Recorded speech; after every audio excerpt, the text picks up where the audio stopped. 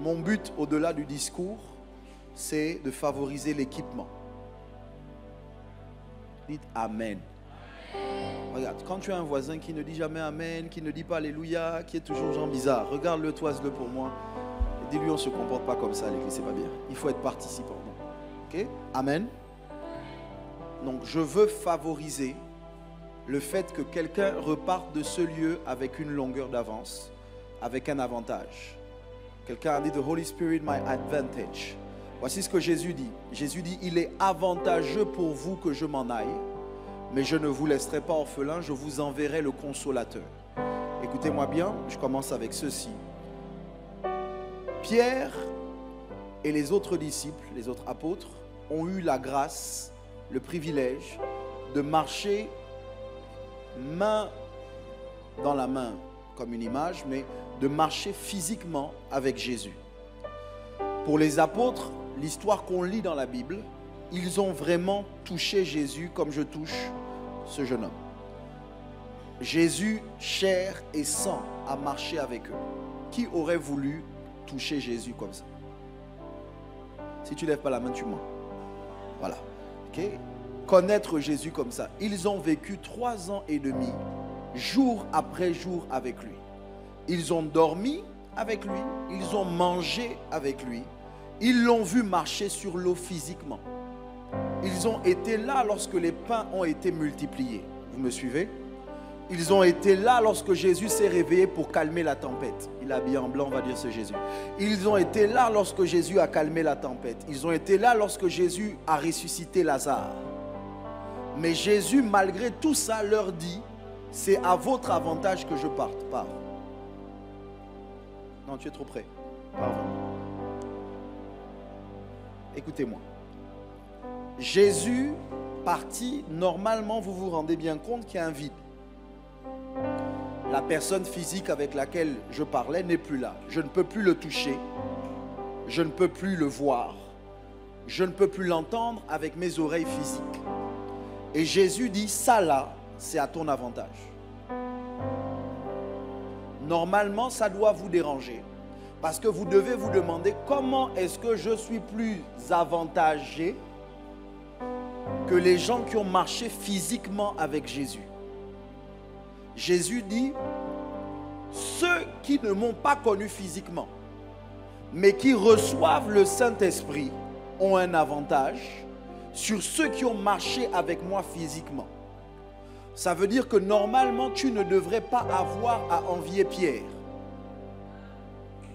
Tu ne devrais pas avoir à envier Marc, à envier Matthieu, à envier Philippe. Tu ne devrais pas avoir à envier ceux qui ont marché physiquement avec Jésus si tu reçois le Saint-Esprit. La différence revient entre le fait d'avoir quelqu'un physiquement avec toi et avoir son esprit en toi. C'est que lorsque la personne est physiquement là, elle ne peut pas être physiquement là et physiquement à un autre endroit. Elle est limitée par le corps physique et elle ne peut avoir une relation personnelle qu'avec un groupe de personnes qui lui est physiquement proche. Ça veut dire que si Jésus était avec moi physiquement, il n'était pas avec toi physiquement. Dites Amen. Si Jésus est au Gabon, Jésus ne peut pas être physiquement en même temps en France. Mais les limitations sont brisées lorsque Jésus dit « I'm leaving », je m'en vais, et je vous envoie le Saint-Esprit. L'avantage, c'est que non seulement il n'est plus avec toi, il est en toi. Dites Amen. Donc, ce n'est pas parce que tu ne vois pas, tu n'entends pas avec tes oreilles, tu ne le sens pas ou tu ne peux pas le toucher physiquement que tu es seul. Touche quelqu'un à côté de toi, dis-lui tu n'es pas orphelin. Oui, si c'est une femme, dis orpheline. Cherche quelqu'un d'autre, dis tu n'es pas orphelin. Si ton voisin ne te parle pas, regarde-le, bouscule-la, dis-lui tu n'es pas orphelin. Okay? Donc, écoutez-moi bien. Ça veut dire que nous sommes avantagés parce que nous n'avons pas Jésus physiquement, mais nous avons le Saint-Esprit en nous. Maintenant, là où vous devez vous poser des questions, ou du moins vous devez pousser votre réflexion, c'est si j'ai l'avantage sur les disciples, c'est que ce qu'ils avaient avec Jésus, je l'ai aussi avec le Saint-Esprit. Mais j'ai bien plus. Come on. Donc si eux, ils ont entendu Jésus leur parler, moi je dois entendre le Saint-Esprit me parler. Si eux, ils ont été participants dans le fait que Jésus fasse des miracles, moi je dois être participant dans le fait que le Saint-Esprit fasse des miracles. Le livre des Actes des Apôtres, parce que c'est comme ça qu'on l'appelle, est attribué aux apôtres, mais on pourrait l'appeler les actes du Saint-Esprit. Ça veut dire que tout ce que vous lisez dans le livre des Actes se fait parce que les apôtres reçoivent l'Esprit qui était en Jésus. Ne dites pas Jésus, mais je vais vous dire la vérité. Jésus a fait ce qu'il a fait, pas parce qu'il était le Fils de Dieu. Voilà quelqu'un qui prêche mon message avant moi. Jésus a fait ce qu'il a fait parce qu'il était rempli du... Il était baptisé du... Ça veut dire que l'avantage que tu as, c'est que tu n'as plus à juste être un témoin de Jésus. Tu peux devenir... Il fallait dire ça, mais je vais dire. Tu peux devenir Jésus. Si l'esprit de celui qui a ressuscité Christ d'entre les morts habite en vous, il redonnera vie à vos corps mortels. Ça veut dire que c'est par le Saint-Esprit que Jésus a ressuscité Lazare. Dis Amen. Donc ça veut dire que le même Saint-Esprit qui a vécu en Jésus et qui a permis que Jésus fasse les miracles habite en toi si tu es d'accord de le recevoir. Et ce qu'il a fait avec Jésus, il veut le faire avec toi. Ton voisin ne dit pas Amen parce qu'il n'y croit pas. Le même Saint-Esprit qui a permis que Jésus guérisse les lépreux, c'est ce Saint-Esprit normalement que Jésus nous a envoyé et qui permet qu'on fasse ce qu'il a fait. D'ailleurs, vos Bibles disent que celui qui croit en moi fera les œuvres que j'ai faites, mais il en fera de plus grandes. Regarde ton voisin, dis-lui, tu dois faire mieux que Jésus. Tu dois faire plus grand que Jésus. On va prêcher ensemble. Tu dois faire plus grand que Jésus. Dites Amen. Qu'est-ce que tu dis, évêque? Je suis en train de te dire que le Saint-Esprit n'est pas d'abord une force. Le Saint-Esprit est une personne. Et lorsque Jésus dit je ne te laisse pas orphelin, ce n'est pas parce qu'il va te donner une puissance, mais c'est parce qu'il va te donner quelqu'un. Et ce quelqu'un, c'est le Saint-Esprit. Dites Amen bien. Le Saint-Esprit est une personne autant que Jésus est une personne et que le Père est une personne. Maintenant, le Père et le Fils sont au ciel. C'est pour ça que vos Bibles disent « Assieds-toi à ma droite jusqu'à ce que je fasse de tes ennemis ton marchepied ». Donc, la seule personne de la Trinité que nous avons avec nous, c'est le Saint-Esprit. Quand tu dis « Jésus m'a parlé », tu dis ça parce que tu n'es pas conscient qu'en réalité, la voix de Jésus est véritablement la voix de son esprit. Ah, ça va être bien. En réalité, les amis, quand vous dites que vous recevez Jésus comme Seigneur et Sauveur, Jésus ne quitte pas son trône pour venir dans votre cœur. C'est le Saint-Esprit qui demeure en vous. Qu'est-ce que tu dis, évêque? Je dis la personne qui s'endort avec toi, c'est le Saint-Esprit. La personne qui se réveille avec toi, c'est le Saint-Esprit. La personne qui jamais ne t'abandonne et jamais ne te délaisse, c'est le Saint-Esprit. C'est le Saint-Esprit qui te permet de savoir que là, il y a quelque chose qui ne va pas. C'est le Saint-Esprit qui va t'interpeller par un rêve ou par un songe. C'est le Saint-Esprit. Malobri aliti pariada. Je dis, c'est le Saint-Esprit. Bénin, un homme de Dieu qui a été utilisé puissamment par Dieu dans le domaine du miraculeux, a dit quelque chose. Il dit en réalité, Allah, il est aliada. Si vous connaissez le Saint-Esprit, si vous apprenez à le connaître, ce qu'il va faire au travers de vous va vous étonner.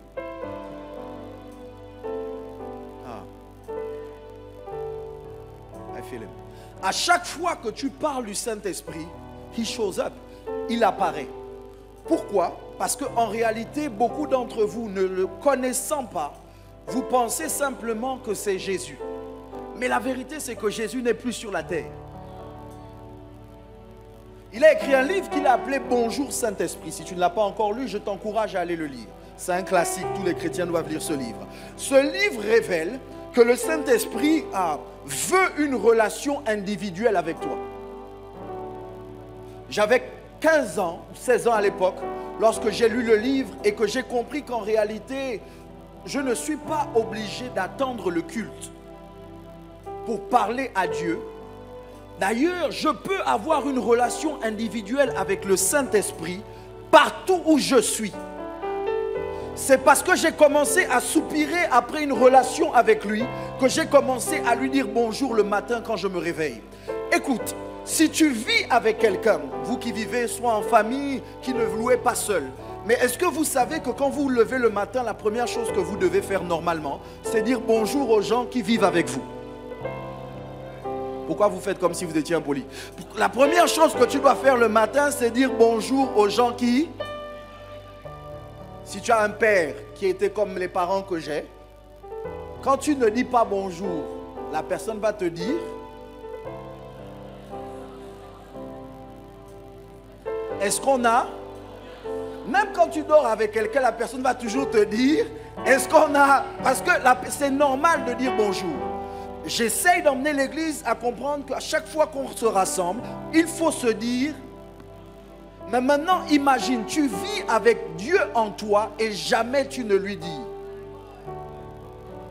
Jamais tu ne prends le temps de lui parler parce que tu le vois comme une force. Mais le Saint-Esprit n'est pas une force, le Saint-Esprit est une personne. Le Saint-Esprit n'est pas une puissance, le Saint-Esprit est une personne. Et si tu commences à développer une relation personnelle avec lui, je te garantis, il va te parler. Non, tu vas l'entendre. En réalité, tu vas commencer à te rendre compte qu'il est plus proche de toi que ta peau de tes os.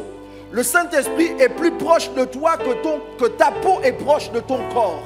Le Saint-Esprit est plus proche de toi que toutes les personnes que tu peux rencontrer. J'ai eu des amis dans la vie, mais mon meilleur ami, c'est le Saint-Esprit. Parce que lui, jamais ne va me trahir, jamais ne va me décevoir, jamais ne va m'abandonner. Et j'ai découvert quelque chose de plus fort encore. Quand j'ai un ami physique, tôt ou tard, il peut ne pas être là physiquement avec moi et je dois le partager. Et s'il est avec elle, il n'est plus avec moi. Mais j'ai un ami qui, même quand il est avec toi, il est toujours avec moi. Même quand il est avec d'autres personnes, il est toujours avec moi. C'est celui avec lequel je monte dans le taxi. C'est celui avec lequel je prends l'avion. C'est celui avec lequel je m'endors. C'est celui avec lequel je me relève. C'est celui avec lequel je pars faire des affaires. C'est celui avec lequel j'étudie. Il est mon meilleur ami. Aïe. Regarde quelqu'un à côté de toi, dis-lui, est-ce que tu connais le Saint-Esprit? Ton voisin te parle, va chercher mon voisin. Voilà. Abradi alei pariada. 1 Corinthiens 12, la Bible dit ceci. 1 Corinthiens 12, verset 1er. Vos Bibles disent, come on. En ce qui concerne les dons spirituels, frères, je ne veux pas que vous soyez dans l'ignorance. Avance. Vous savez que lorsque vous étiez païen, vous vous laissiez entraîner vers des idoles muettes selon que vous étiez conduit. Écoutez, ce verset dit, quand tu n'étais pas chrétien, tu allais vers des bois, vers des statues, vers des divinités qui ne parlent pas. Vous m'entendez? La suite dit, come on. C'est pourquoi je vous déclare que nul, s'il parle par l'Esprit de Dieu, ne dit, c'est écrit, lisez, ne dit. Oh Dieu, si vous me traitez comme ça, je garde mon message, j'arrête de prêcher, on se sépare, je me garde pour la montagne de prière. Jésus est, ça veut dire que quand c'est le Saint-Esprit qui t'emmène à parler, il y a des mots que tu ne dis pas.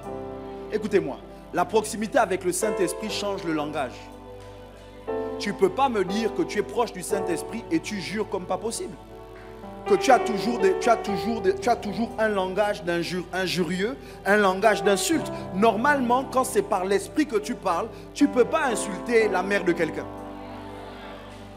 Quand c'est par l'Esprit que tu parles, tu ne peux pas parler de l'anatomie de quelqu'un pour le qualifier. quand c'est par le Saint-Esprit que tu parles, tu ne peux pas te moquer de la tête ou du corps de quelqu'un. Parce que quand c'est par l'Esprit que tu parles, ce que l'Esprit t'emmène à dire, c'est Jésus est Seigneur. Le Saint-Esprit ne peut pas t'emmener à dire regarde sa tête, on dirait. Le Saint-Esprit ne peut pas t'emmener à dire normalement, la relation avec l'Esprit change ton langage. Bouscule quelqu'un. Dis-lui, est-ce que le Saint-Esprit et toi, vous êtes proches? Suivez-moi. Si vous remarquez bien, quand vous avez un ami, parce que tu as des amis, quand tu as des amis, quand tu as des gens que tu fréquentes, tôt ou tard, vous commencez à avoir les mêmes tics, vous commencez à avoir les mêmes réflexes, vous commencez à avoir les mêmes mots, vous commencez à avoir les mêmes illustrations ou le même langage. À un moment, on va dire bien sûr, à un moment, vous allez même parfois vous habiller de la même manière, vous allez avoir les mêmes goûts. Mais le problème que j'ai, c'est que tu ne ressembles pas au Saint-Esprit qui vit en toi. Ça veut dire qu'il y a très peu de proximité entre vous, malgré le fait que vous viviez au même endroit. J'essaye de dire à quelqu'un que c'est possible de fréquenter quelqu'un sans lui ressembler, parce qu'au final, vous ne vous rapprochez pas. C'est pas parce que tu vis avec quelqu'un dans la même maison que tu deviens comme lui. Dites Amen. Dites Amen bien. Ton corps est le temple, merci, du Saint-Esprit. Ça veut dire qu'en réalité, dans ton corps, il y a toi et il y a le... Voilà. Dans ton corps, il y a toi et il y a le Saint-Esprit. Mais malheureusement, pour la plupart d'entre vous, le Saint-Esprit prend rarement le dessus sur vous.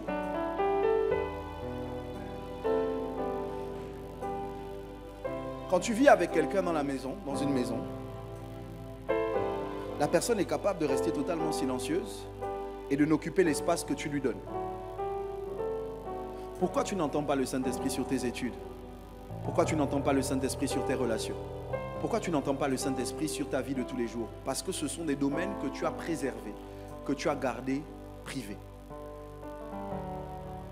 Quelqu'un doit dire au Saint-Esprit, meut-toi dans ma vie. Rentre partout. Il n'y a aucune pièce de ma vie dans laquelle tu n'es pas invité. Rentre dans mes études. Parle sur mes relations, parle sur ma sexualité, parle sur ma façon de manger, parle sur mes jeux vidéo, parle sur mes loisirs, parle sur ce qui me préoccupe. Il n'y a rien qui te préoccupe qui ne préoccupe pas le Saint-Esprit. Jésus est le Seigneur, si ce n'est par l'Esprit, avance. On va parler de ça et puis il y a diversité de... Come on, il y a... Mais... Bon, ce texte dit que le Saint-Esprit a plusieurs dons. Amen. Avance, diversité de ministères, mais le même Seigneur. Diversité d'opérations, mais le même Dieu qui opère tout en tous. Verset suivant. Or, à chacun, dites chacun. Chacun n'a pas de prénom, chacun n'a pas de sexe. Chacun c'est la personne qui veut. Regarde ton voisin, dis-lui, est-ce que tu veux être chacun? Chacun ça peut être toi, chacun ça peut être elle, chacun ça peut être lui, chacun ça peut être moi. Or à chacun la manifestation, dites manifestation, de l'esprit est donnée pour l'utilité commune. Ce que ce texte veut dire, c'est que quand le Saint-Esprit se manifeste au travers de quelqu'un, ce n'est jamais pour la personne. C'est toujours pour le bien des autres. Ça veut dire que tu ne peux pas être proche de l'esprit et être égocentrique. Tu ne peux pas avoir une communion avec le Saint-Esprit et être centré sur toi-même. Moi. Ça veut dire qu'en réalité, l'esprit qui vit en toi a du mal à se mouvoir. Tout ne peut pas être tourné vers toi. À un moment, tu dois être préoccupé par les autres. Et j'ai de plus en plus de mal avec cette génération qui ne cherche pas à servir, mais qui cherche à être servi. J'ai de plus en plus de mal avec cette génération qui ne cherche pas. Écoutez, même quand vous êtes en amitié avec quelqu'un, ce n'est pas possible qu'à chaque fois que vous parlez, tu parles toujours de toi. La personne à un moment se gaze et elle se dit, on va encore parler de toi. Je ne peux pas à un moment te dire ce que je vis. Dès que tu veux lui parler de ce que tu vis, il te dit oui, mais c'est rien comparé à ce que je vis. Mais je m'en fous que ce soit rien. Est-ce que tu peux m'écouter un peu? Qui veut rester dans une relation où on ne parle jamais de toi? Où la personne ne se préoccupe jamais de toi, où à chaque fois que tu vois son numéro sonner, tu sais que c'est pour te demander quelque chose. À aucun moment, elle ne t'appelle pour prendre de tes nouvelles. À aucun moment, il ne t'appelle pour demander est-ce que tu as mangé. Quand il t'appelle, c'est pourquoi tu ne m'as pas donné à manger. Pourquoi tu ne fais pas ceci pour moi? Le diable est un menteur. Je ne serai pas ce genre d'individu dans ma relation avec l'Esprit. Je veux pouvoir prier, pas pour lui demander quelque chose. Je veux pouvoir prier pour lui dire Saint-Esprit, quel est ton agenda pour la semaine? Qui est-ce que tu veux guérir? Qui est-ce que tu veux toucher? Qui est-ce que tu veux délivrer? À qui est-ce que tu veux parler? Utilise ma bouche. À chaque fois que tu parles au Saint-Esprit, c'est mes parents, j'ai besoin d'argent. Est-ce que tu as vu mes résultats scolaires? Mais à un moment, le Saint-Esprit te dit, on ne parle que de toi dans cette relation. Est-ce qu'on peut parler un peu de moi? Je suis en train de régler un problème dans mon esprit. Vous êtes égocentrique. Il y a trop de gens égoïstes dans la salle. Trop centrés sur vous-même. Moi, on ne me parle pas comme ça. Moi, on ne me regarde pas comme ça. Moi, on ne me fait pas ça. C'est ça qui fait que le Saint-Esprit n'arrive pas à t'utiliser. La manifestation de l'Esprit, pas la manifestation du don. La manifestation de l'Esprit. Ça veut dire que même quand le Saint-Esprit te donne le don, il veut quand même pouvoir se mouvoir au travers de toi. C'est son don. Ah, libridale, parigade, le bradiale, parigada, la sonto payada briade, il est makaladiala. Le Saint-Esprit ne donne pas de don sans direction. For example, si je te donne une voiture, tu auras une voiture, faut pas t'inquiéter. Si je te donne une voiture, je te dis en te donnant la voiture que je te donne, c'est pour prendre les gens et les déposer chez eux. Maintenant, comme c'est la voiture que toi tu as, bien sûr que tu vas la conduire. Bien sûr que tu vas l'utiliser pour te déplacer. Mais n'oublie pas que l'objectif premier, c'était pas toi. L'objectif premier, c'était ramasse les gens et dépose-les chez eux. Maintenant, quand tu as ramassé les gens, bien sûr que tu gardes la voiture. Le don ne doit jamais prendre la place du donateur. Le don ne doit jamais devenir plus important que la personne qui te l'a donné. On va parler des dons pendant quelques secondes et après on va prier. Les dons que le Saint-Esprit donne ne prennent pas sa place. Les dons sont une manifestation de l'Esprit. Les dons sont une manifestation du donateur. Voilà ce qui va bloquer, ce qui bloque certains d'entre vous et qui empêche que vous manifestiez l'Esprit. C'est que dès que tu vas avoir le don, tu vas te déconnecter du donateur et tu vas utiliser le don comme tu veux.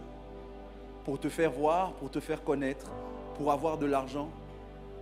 Mais en réalité, le don, c'est une manifestation du donateur.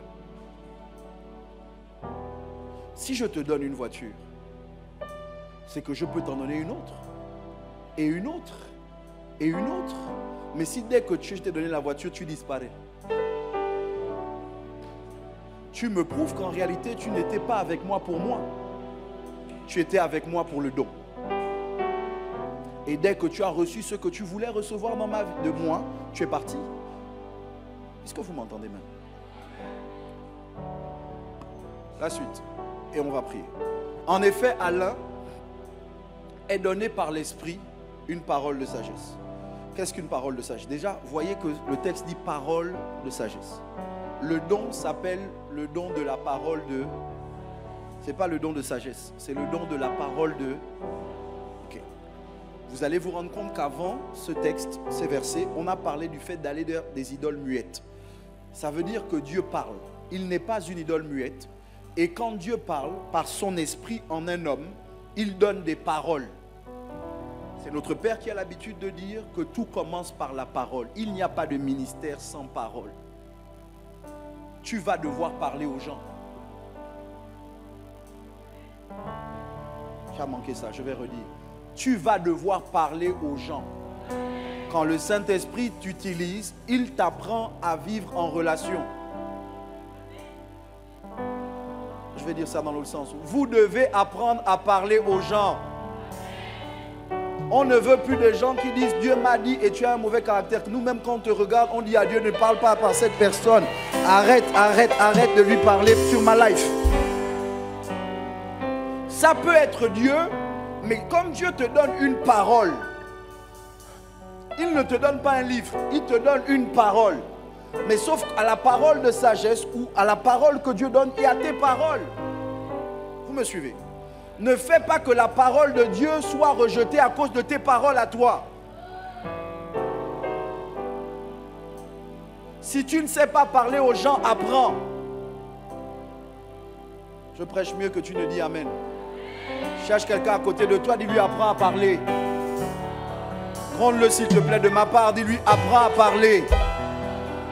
On ne veut plus de chrétiens remplis du Saint-Esprit qui disent ça sort comme ça sort. Non, ça ne devrait pas sortir comme ça sort. Tu dois apprendre à parler. Moi je dis les choses comme je les sens, je suis cru, je suis vrai. On ne veut pas de ça. Apprends à parler. Oh non, moi je ne sais pas parler. Mon ami, apprends. Tout s'apprend dans la vie. Apprends.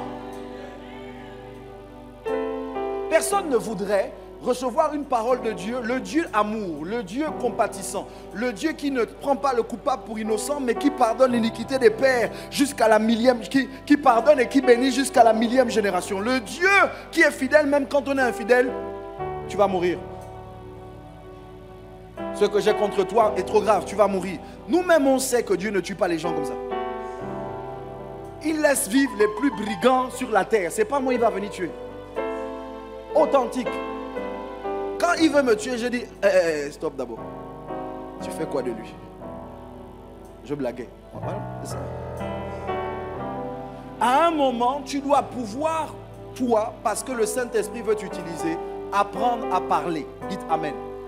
Maintenant, je vais vous dire quelque chose qui m'a pris du temps à comprendre. Au début, je pensais que lorsque quelqu'un prophétise ou parle de la part de Dieu, ou parle de la part de l'Esprit, tout ce qu'il dit vient de Dieu. C'est faux. Je pensais même que lorsque la personne parlait de la part de Dieu, c'était Dieu qui parlait. Elle était simplement en transe. Ainsi parle l'Éternel. Repentez-vous. I was like, oh my gosh, God is angry. Dieu est en colère, oh mon Dieu. Jusqu'à ce que je découvre que pendant que la sœur parle, j'ai parlé à ma fille, je l'ai dit que quand elle dit ça, tout de suite je me dis, ok, il se peut que Dieu ne connaisse plus le français. Et c'est là où j'ai découvert que le Saint-Esprit utilise le vocabulaire que tu as. Le Saint-Esprit utilise la grammaire que tu as. Le Saint-Esprit utilise la conjugaison que tu as apprise. Donc, le Saint-Esprit se sert de ce que tu es pour transmettre son message. Ça veut dire que le message de l'Esprit est enveloppé de toi. Et que si tu ne travailles pas sur toi, les gens peuvent refuser le message à cause de l'enveloppe. Il y a des endroits où je l'ai dit que ne passera pas. Tu dois apprendre à dire je lui ai dit. Dis Amen bien. Être utilisé par l'Esprit ne veut pas dire que tu dois être un cancre. L'onction ne change pas, j'ai failli dire la cancreté. L'onction ne change pas le fait que tu sois cancre. Si tu es mauvais à l'école, oui tu seras loin, mais tu seras mauvais quand même dans la société. Bouscule ton voisin et dis, c'est à toi que l'évêque parle. C'est à toi que l'évêque parle. Colérique jusqu'à pas la peine. Mais utilisé par l'Esprit. Moins jusqu'à l'orteil. Mais les gens te fuient. Ils ne fuient pas l'onction, ils fuient ton caractère. Parole de sagesse. Ce qu'on appelle le don de parole de sagesse, c'est la capacité de pouvoir apporter par une parole un éclaircissement ou une sagesse pour résoudre un problème. Par exemple, le verset qui est souvent utilisé pour parler de la sagesse qui résout les conflits, c'est l'histoire où Salomon reçoit deux femmes qui prétendent avoir le même enfant. Mais l'une d'entre elles a tué son enfant. Maintenant, en quoi ça t'aide? Ça fait que toi, dans ton quotidien, les gens vont t'apporter des problèmes auxquels ils n'auront pas de solution, mais le Saint-Esprit par toi peut apporter la solution. Dites Amen. La parole de sagesse vient comme une orientation, vient comme une direction pour résoudre un problème. La parole de connaissance, c'est ce que vous voyez souvent les prophètes manifester, donner des informations passées ou présentes sur la vie de quelqu'un. Par exemple, la parole de sagesse peut être: tu es blessé, tu en veux à X ou à Y, tu t'appelles, voici ton numéro de téléphone. Ce sont des paroles de connaissance. La connaissance, la parole de connaissance vient pour révéler quelque chose qui est caché, que la personne peut connaître dans son passé ou son présent. Est-ce que vous êtes là? Avance. La foi là, ce n'est pas la foi qui vient simplement quand on lit la Bible. La foi vient de ce qu'on entend vient de la parole de Christ. Ce n'est pas cette foi, c'est le don de foi qui est souvent associé justement avec le don de guérison ou le don de miracle. C'est le don de foi qui permet à Élie de dire: il n'y aura ni pluie ni rosée, sinon. C'est le don de foi qui permet à quelqu'un de marcher sur l'eau. C'est le don de foi qui permet de faire des miracles d'une espèce rare. Si tu n'as pas ce type de don, tu ne peux pas vivre le miraculeux. Il y a la foi que tous les chrétiens peuvent avoir. Mais il y a un don de foi que l'Esprit ne donne qu'à des gens qui doivent manifester le miraculeux. Est-ce que vous m'entendez même?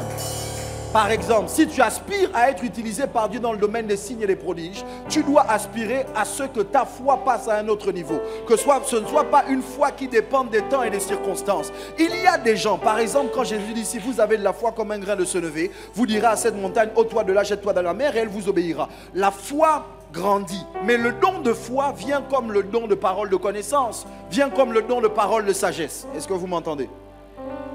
Tu aspires au miraculeux, demande à Dieu le don. Avance. Prochain don. Le don de guérison, le don des guérisons. L'une des manifestations que l'Esprit opère au travers de moi, c'est que je vois souvent les gens qui ont des kystes, des fibromes, qui ont des douleurs à la tête, des douleurs au niveau des jointures, être guéris sans le toucher d'un homme. Je n'ai plus besoin véritablement de la foi par rapport à ça, parce que je vois. Par exemple, il y a quelqu'un qui a mal à la tête. Les douleurs à la tête reviennent de façon répétée. Okay? C'est des migraines, des céphalées. I heard you. Et ces douleurs, quand moi je vois, c'est que je sais que Dieu veut guérir. Maintenant, les guérisons, c'est qu'il y a plusieurs guérisons. Il y a des guérisons instantanées et il y a des guérisons progressives. Il y a des guérisons dans des domaines. Par exemple, certaines personnes, quand ils prient pour les aveugles voient. Ils prient pour les fous ne deviennent pas normaux. Parce que la manifestation de l'Esprit par leur vie est souvent orientée vers un type de malade. Le problème de certains d'entre vous, on va arriver bientôt, on va prier, c'est que si vous ne savez pas que Dieu, par l'Esprit, se manifeste de différentes façons, vous allez vous comparer aux autres et vous allez passer à côté de ce que Dieu veut faire par vous. Un autre, le don d'opérer des miracles. Le miracle, ce n'est pas les guérisons. La guérison, c'est tu as mal à la tête, tu es guéri. La guérison, c'est tu avais des problèmes, les problèmes sont partis. Le miracle, c'est le pied pousse. L'œil apparaît. La personne n'a plus de main. La main apparaît. Quand je dis ça, normalement, vous devriez être en mode je veux. Mais certains d'entre vous ne voulez rien de tout ça. Ce que tu veux, c'est iPhone 14. Ce que tu veux, c'est la dernière mèche. Ce que tu veux, c'est manger la pizza. Ce que tu veux, c'est « à quand moi, Seigneur, moi aussi je suis trop seul, je veux mon boy. » Ce que tu veux, c'est l'homme. Bien sûr, ce que tu veux, c'est « oh non, moi aussi, il faut qu'on m'épouse. » Mais à quel moment tu commences à aspirer à la manifestation du surnaturel? À quel moment tu te dis « moi aussi, je veux guérir les malades. Moi aussi, je veux chasser les démons. Moi aussi, je veux voir Dieu. » Malobrida lepi alata. Un autre, la prophétie. La prophétie, le prophète Jacques a prophétisé sur quelqu'un. Il n'est même pas là, je vais dire ça tout à l'heure. Il a prophétisé sur quelqu'un. Il leur a dit, dans 1-2 semaines, vous allez recevoir un coup de téléphone. À quelques jours près, les personnes ont reçu un coup de téléphone. La personne a reçu un coup de téléphone qui a changé sa vie pendant une période en tout cas, parce que c'est vraiment bien. C'est le genre de coup de téléphone que vous voulez avoir. Croyez-moi sur parole. 2-3 semaines en arrière, il a dit voici ce qui va arriver. La prophétie, ce n'est pas la parole de connaissance. La parole de connaissance, c'est passé, présent. La prophétie, c'est futur. Par exemple, Samuel dit à Saül, quand tu m'auras quitté, voici ce qui va t'arriver, tu vas rencontrer X, Y. Vous m'entendez? La prophétie, c'est la prédiction. C'est être capable d'annoncer ce qui arrive. C'est là où vous devez demander à Dieu, attendez, Seigneur, moi je suis normal ou tu n'utilises que des gens particuliers? À un moment, même si ce n'est pas pour prophétiser d'abord sur quelqu'un, toi-même tu as besoin de voir clair. Pas grave. À un autre, le discernement des esprits. Le discernement des esprits, ce n'est pas la suspicion. Ce n'est pas le don de suspicion. Ce n'est pas la même chose. Oh non, tu vois comment elle sourit. Elle sourit, c'est sûr que c'est la sirène des eaux. Non, non, non, non, non, non. Ça, ce n'est pas le discernement des esprits. Ça, c'est le don de suspicion. Il y a beaucoup de gens qui ont ça. Le discernement des esprits te permet de savoir quel est l'esprit qui est à l'œuvre. Si c'est un démon, si c'est un ange, si c'est Dieu, si c'est le diable ou si c'est un esprit humain. Est-ce que ça va? Ce dont ceux qui font la délivrance en ont besoin. Voilà.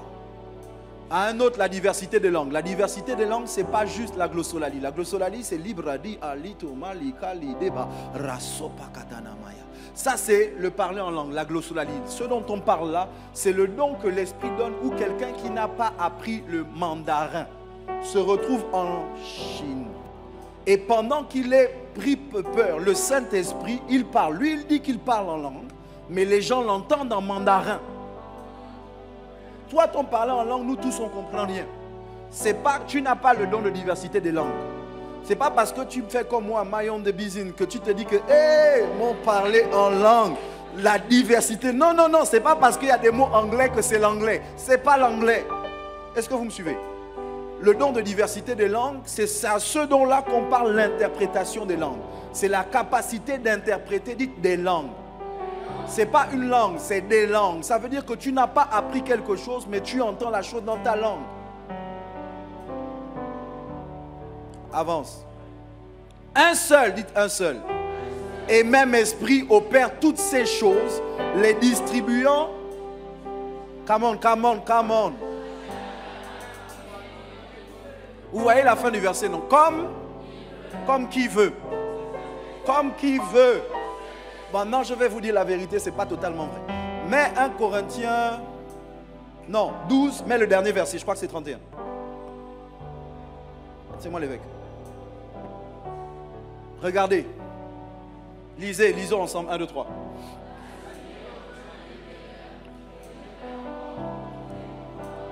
Ce texte dit aspirer. S'il vous plaît, au compte de 3, que tout le monde aspire. 1, 2, 3. Eh, pitié. On est en live. Vous faites les choses comme ça, on est en live, les amis. Attendez, attendez, je vais essayer. Inspirer, ce n'est pas aspirer. Tout ce que vous avez fait là, c'était vous inspirer avec le nez. On aspire avec la bouche. On va recommencer. 1, 2, 3, aspire. Oh Dieu. Je n'ai pas dit bailler. Malo sabradi katai. Neli balahai. Je dis aspire, il fait ah. Non, non mon frère, ça c'est pas l'aspiration. Ah. Aspirer c'est aïe. C'est pour ça que le Saint-Esprit a des problèmes. On doit repartir à l'école. Aspire, aspire, aspire. Voilà. Le geste que vous faites, c'est quelque chose et à l'extérieur, vous le sucez ou vous le tirez vers vous. C'est comme un vortex. C'est comme un vortex. Le vortex aspire. Vous avez vu les films des aliens? La personne est sur la terre, il y a un vaisseau comme ça en haut. Et puis, il y a un faisceau qui descend. Et puis, on l'a aspiré. Makala diha. Ça veut dire que le don que tu veux, tu dois y aspirer. Tu dois, Malé Sabradi, même si ce n'est pas en toi, le Saint-Esprit est en toi, mais il n'avait pas prévu te donner le don, mais sauf que le don te parle. Le don t'inspire, le don tu veux. N'attends pas que ça se manifeste, aspire. Et il dit, je vais vous montrer comment on aspire. Est-ce que vous êtes intéressé? Non, vous n'êtes pas intéressé, j'arrête, mon temps est fini. Comment on aspire le don de parole de connaissance? Comment on aspire la prophétie? Comment on aspire au don de guérison? La voie par excellence, 1 Corinthiens 13. Allez. Verset 1. Quand je parlerai la langue des anges, des hommes et des anges, je n'ai pas la charité. Ah, c'est 14. Quand j'aurai le don de... Non, c'est 13. Quand j'aurai le don de prophétie, la science de tous les mystères et toute la connaissance, quand j'aurai même toute la foi, si je n'ai pas la charité ou l'amour, je ne suis... Écoutez, reviens. Quand j'aurai le don de prophétie, la science de tous les mystères et toute la connaissance, quand j'aurai même toute la foi jusqu'à transporter des montagnes, si je n'ai pas l'amour, je ne suis... Ça veut dire que ce qui te permet d'aspirer et qui donne de la valeur au don, qui donne du poids à la prophétie, qui donne du poids à la foi, c'est l'amour. Quand tu n'as pas l'amour, malessa, ce que tu as ne sert à rien. Mais quand tu as l'amour, tu n'as pas, mais ça vient à toi. Parce que quelqu'un qui aime, mais qui n'a pas le pouvoir de guérir, Dieu lui donne le pouvoir de guérir parce qu'il aime. Vous ne m'entendez pas? Je vais prendre un exemple simple. Dans ton cœur, tu es souvent ému, pris de compassion parce que tu vois les gens souffrir et ça te fait mal. La souffrance des autres devient la tienne. Je te garantis que c'est la preuve que Dieu va t'utiliser pour faire du bien aux gens. Tu as mal au cœur quand tu vois quelqu'un sans chaussures, sans nourriture. Tu es même prêt à prendre ta propre subsistance. Laisse-moi prophétiser. Tu vas avoir de l'argent. Parce que Dieu doit rencontrer ton désir, ton aspiration avec la capacité. Voici ce que vos Bibles disent, c'est Dieu qui crée en nous le vouloir, j'ai fini, et le faire. Ça veut dire que Dieu met en toi la volonté, ensuite il te donne la capacité. Ah, qu'est-ce que tu dis, évêque? Je suis en train de te dire que si tu as déjà la volonté, bientôt la capacité va venir. Si tu as déjà le vouloir, Dieu va te donner le faire. C'est pas grave si ton voisin ne reçoit pas, mais moi je prophétise. Ah, je prophétise sur 10 personnes dans cette salle. Je dis avant la fin du mois de mars que Dieu rencontre ta volonté avec la capacité. Tu n'as pas dit amen, donc ça ne s'adresse pas à toi. Je veux prophétiser sur des gens qui aspirent à la spiritualité, des gens qui ont soif d'un prochain niveau, des gens qui ont soif de manifester l'esprit, des gens qui ont soif de la connaissance. Je dis, tu n'as pas l'argent, si l'argent te manque, que l'argent vienne jusqu'à toi. Je dis, si l'onction te manque, que l'onction te rencontre. Je dis, si les dons te manquent, que les dons viennent jusqu'à toi. Je prophétise la capacité là où il y a la volonté. Comment ça s'est passé pour moi? J'étais jeune. J'ai fini et ils vont prier pour vous. J'étais jeune. J'avais 14 ans quand pour la première fois je vois un homme de Dieu manifester l'onction et guérir, délivrer des malades. Délivrer des captifs et libérer, guérir des malades. Et j'étais païen jusqu'à l'os. Je n'étais pas encore converti, mais il y a eu un désir qui est monté dans mon cœur. Je veux ça. C'est ça qui m'a emmené à donner ma vie à Jésus. Écoutez-moi, ce n'est pas grave. Moi, Michel Ambouret, je ne suis pas devenu chrétien pour être sans puissance. Si c'est pour me laisser sans puissance, il aurait dû me laisser païen.